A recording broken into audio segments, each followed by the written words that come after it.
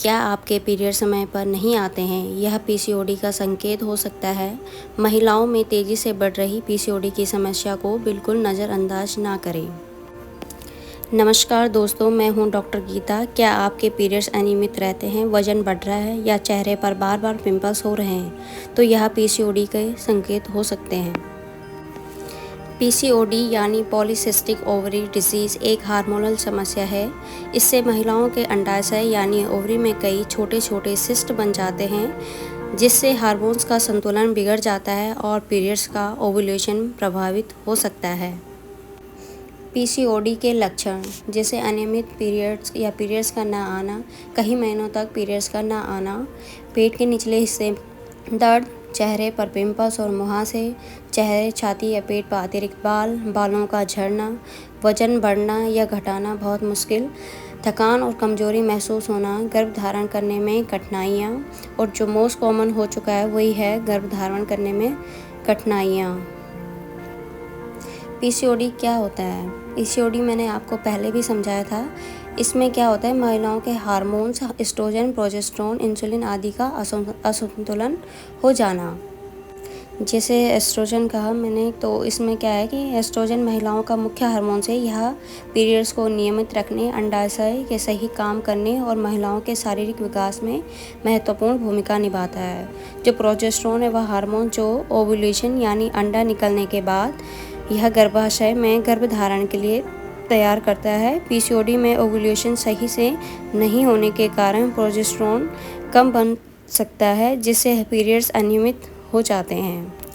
Insulin एक hormones है जो शरीर में ब्लड शुगर को नियंत्रित करता है। पीसीओडी में कई महिलाओं के शरीर में इंसुलिन ठीक से काम नहीं करता, जिससे इंसुलिन रेजिस्टेंट कहते हैं। इससे शरीर अधिक इंसुलिन बनाने लगता है, जो पुरुष हार्मोन्स यानी एंड्रोजन को बढ़ा सकता है। इसके कारण वजन बढ़ना, पिंपल्स, चेहरे पर अधिक बाल और पीरियड्स की समस्या होती है।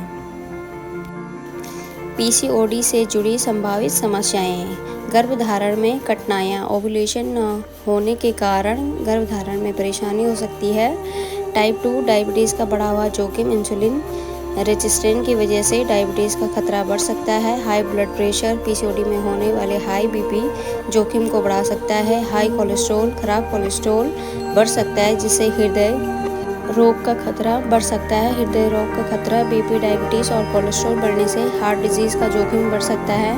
एंडोमेट्रियल यानी गर्भाशय की परत की समस्या या कैंसर का बड़ा जोखिम, पीरियड्स अनियमित होने के कारण गर्भाशय की परत मोटी हो सकती है, जिससे कैंसर का खतरा बढ़ता है। मोटापा और इंसुलिन रेजिस्टेंट, वजन बढ़ना और इंसुलिन रेजिस्टेंट पीसीओडी को गंभीर बना सकता है। स्लीप एपनिया, नींद में सांस रुकना, पीसीओडी में स्लीप एपनिया का जोखिम अधिक होता है, जिससे थकान व अन्य समस्याएं हो सकती हैं।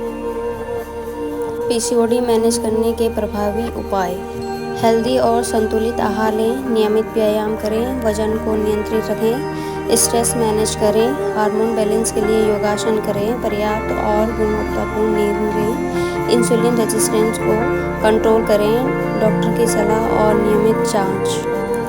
पीसीओडी के लिए फ़ायदेमंद एक्सरसाइज: 30 से 45 मिनट्स का रोज़ाना वॉक, सूर्य नमस्कार करें, जिसे पूरे शरीर में एक्टिव करता है, हार्मोन संतुलित रहता है। भुजासन जो पेल्विक एरिया के ब्लड सर्कुलेशन को बढ़ाता है, ओवरी फंक्शन में मदद करता है। बटरफ्लाई पोज पेल्विक मसल्स को मजबूत बनाता है, पीरियड्स को रेगुलर करने में मदद करता है। फॉरवर्ड बेंडिंग तनाव कम करता है, पेट की चर्बी कम करने में सहायक होता है।